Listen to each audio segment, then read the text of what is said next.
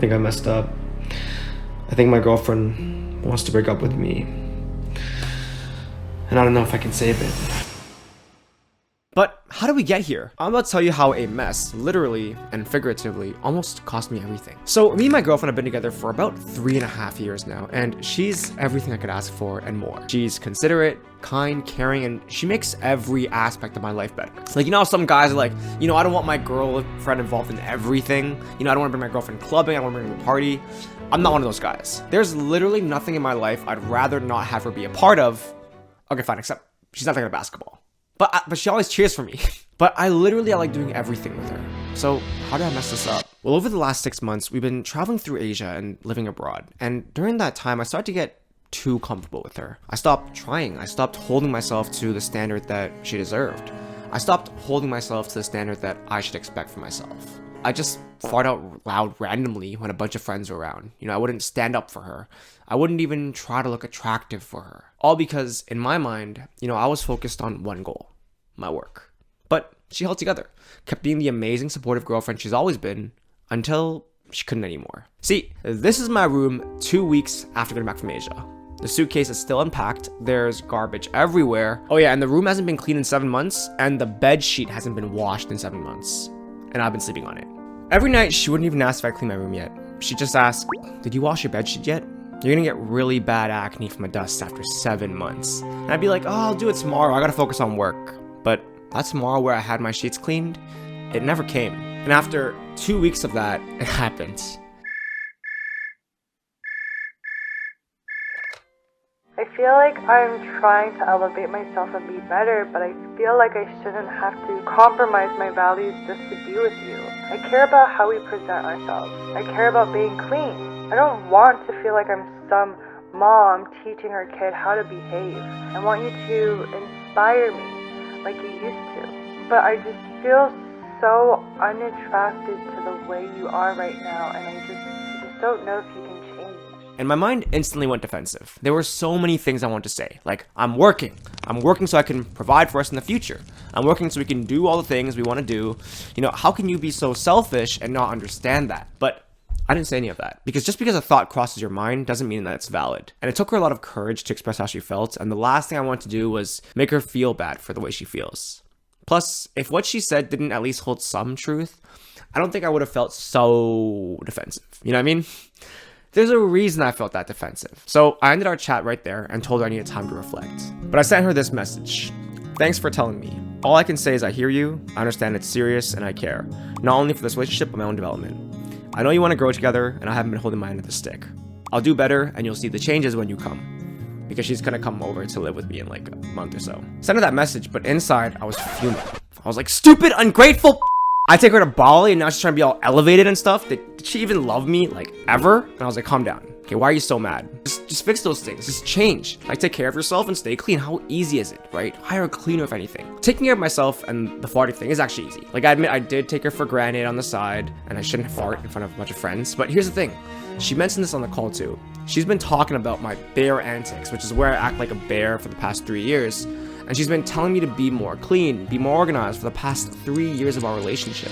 And nothing has changed. And when I really thought about it, and that's why this really mattered to her, because we're actually at the 3-year mark in our relationship. And this is when it's like, obviously it's like, you think about the end game, right? Like, are we gonna be together? And in her mind, she's thinking, hey, like, I'm getting to my late 20s. Do I want to commit to this guy who says things but never changes? Who says for the past 3 years, I'm going to get more organized. I'm going to get more clean. But every time you say it, it's like 2 days of change and then back to the same old, same old. And when I really thought about it, that's why I was so defensive, because I was scared. I was scared she was right, that I couldn't change and that this would be the end of our relationship. Because how could I change? It's been years of this. It's gonna be years of the same. So in my mind, I was left with 3 choices. Beat her to a breakup, convince her that this is just who I am and take it or leave it, or actually try and change. And I actually considered the first two. Like, why should I have to change myself for a girl? So I texted her and I told her, I want a break for 5 days, at least just to reflect and figure out what even I want. And I made sure to clarify that, this is not a see other people kind of break, because we know what could happen on a break, right? We watched Friends. The next morning, I woke up feeling defeated. How the hell was I gonna change? It's not like I hadn't tried before. Every time she talks to me about being cleaner and more organized, I promise to change, and I clean my room for like 2 days, and then it just goes back to being normal. Right? It's not I try. I felt like it was just a part of who I was. I also hold a fundamental belief that people don't change without some big catalyst, like someone dying or a breakup. But if I want to stay in this relationship, I knew I had to do something different. It couldn't just be a room cleanup that lasts for 2 days. I had to change, but how? Plus, around that time, we had just hired some new coaches and teachers for the Cantonese and Mandarin Blueprint team, and so my work was intense. And also, my business was the type where I knew where everything was, but my team didn't. So it was a mess that I was comfortable with, but I knew it was impossible for anyone to join and get onboarded properly without me like holding their hand. And so with new team members literally coming in this week, how the hell was I gonna prioritize cleaning my room? So I stared at the mess at my computer and I thought, screw it. I'm just gonna hire a cleaner, show Sandy a picture of my clean room and tell her, hey, I'll maintain it with a smiley face, and I'll just, hire the cleaner to come every 2 weeks. Then I can focus on my work. But then in that moment, my stupid heart just spoke to me. That would be the same Sheldon, just with a cleaner room. And if we were gonna save this relationship, we needed a different Sheldon. Because it wasn't just about cleaning to her. It was about being the kind of person that holds themselves to a standard of being clean. It was about changing who I was. And to be honest, a part of me was really annoyed. Honestly, I was like, shouldn't you just love me for who I am? Like, why am I changing myself for some girl? But in that moment, like a thought kind of came to my mind. And see, I always viewed being clean and organized as like an inherent part of someone's personality. And I think that's why I kept failing. You either have it or you don't. But what if I viewed it as a skill I could learn? Just like how I learned Chinese, how I learned YouTube, how I learned basketball. I Googled how to be clean and organized, and after a bit of searching, I found my clean and organized guru, Marie Kondo. I kid you not, Marie Kondo. And without hesitation, I instantly bought both her books and her online course. Now, I know this is a Chinese language themed channel, and you're probably wondering, like, is there any lesson that's gonna help me with my Chinese here? And trust me, there is. Like, otherwise I wouldn't have shared the story, but just bear with me, because I think it's a important story that made me learn a lot of things. So the KonMari method, as she calls it, it's pretty simple, really. It really is just like, she explains cleaning as 2 phases. Phase 1, discard items that don't bring you joy, and 2, reorganize and put things in the right place. And third thing that's really important is it has to be done in one go. She says that she's seen a lot of people change from absolute messy slobs to like people who can't help but be clean just in one go. And I was like, wow, that's the transformation I need. And she explains that that's why it has to be done all in one go, meaning you can't like half clean, do a little bit every day. You have to do it all at once. The idea is to make the cleaning so drastic that it fundamentally changes you as a person and you never want to revert back. So the most important thing about KonMari method is the idea of discarding, right? It's discarding things that you don't need, that don't bring you joy. And so she describes discarding as the actual hard part, because you're basically throwing away your possessions. And in my mind, I was like, wow, that's hard. Like, I have a lot of things that I've been holding on to since honestly high school that I still haven't thrown out. I think I keep it because it has like a bit of like sentimental value. And so the idea of just like throwing out a lot of things, it kind of scared me a little bit. She was like, we'll do it together. But in my head, I was like, wow, what if she has me throw away things that I don't want to throw away? But she has a system for it too. And she says, start with the easiest things, clothes, and then tackle the hardest sentimental items last, so that you get good at deciding like kind of like what you want to keep. And honestly, at first it was super easy. She breaks down like what does it spark joy really means. And it was super easy to throw a lot of things out, actually. Like old clothes from high school, like bank statements from a century ago, hotel shampoo bottles that Asians always keep but never use. I have so many of those.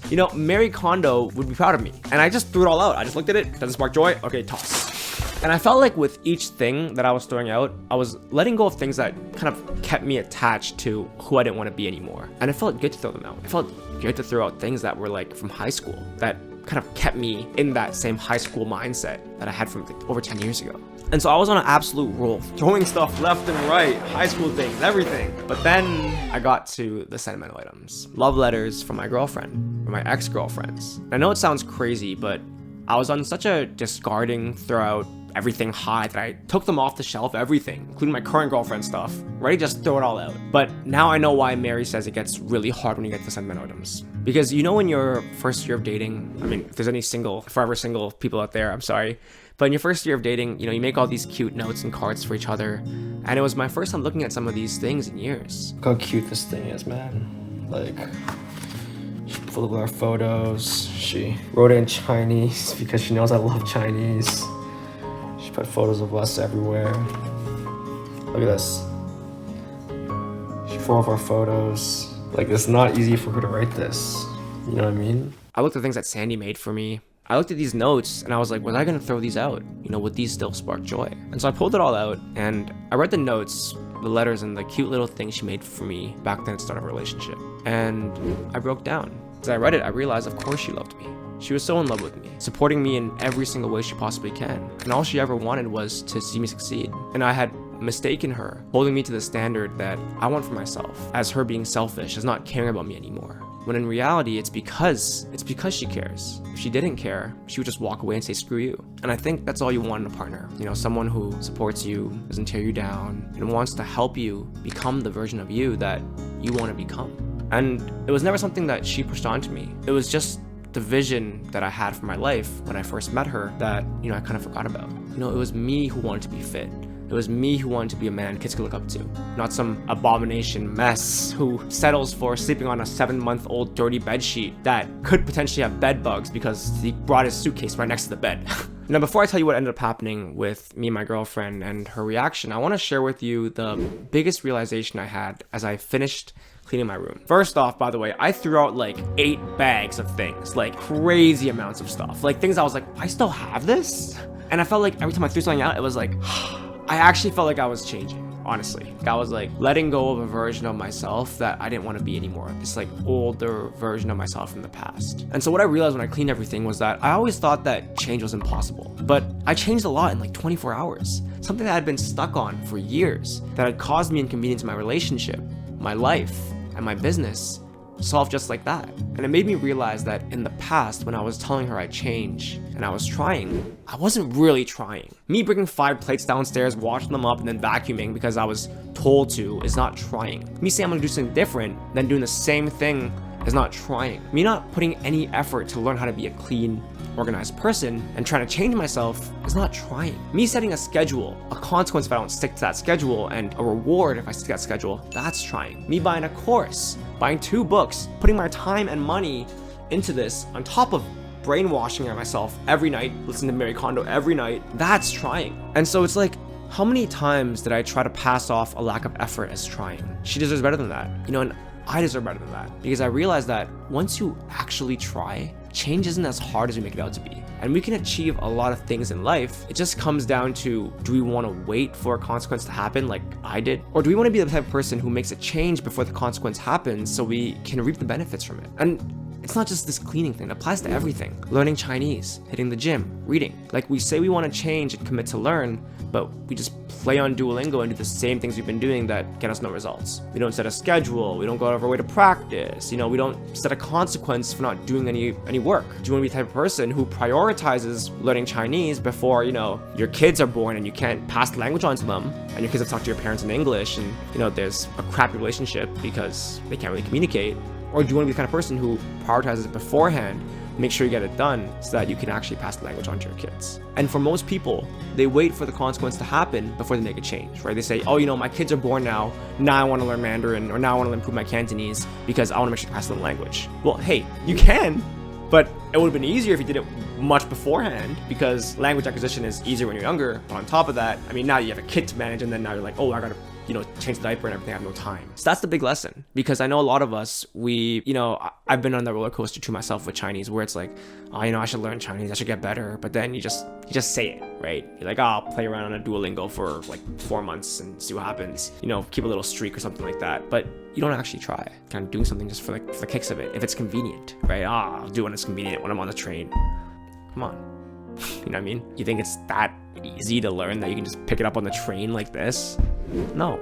It just comes down to you. Is how long do you want to wait before you actually take it seriously? Do you want to wait for the consequence to happen? And oftentimes the problem with most people is that they try when it's too late. But I want to say, luckily, that's not what happened here, because thank God I tried before anything serious happened. Because how did things go after that? Well, she actually ended the break after 48 hours because she missed me. I said, give me a 5-day break, and she just messaged me after 48 hours. Hey, are you done breaking yet?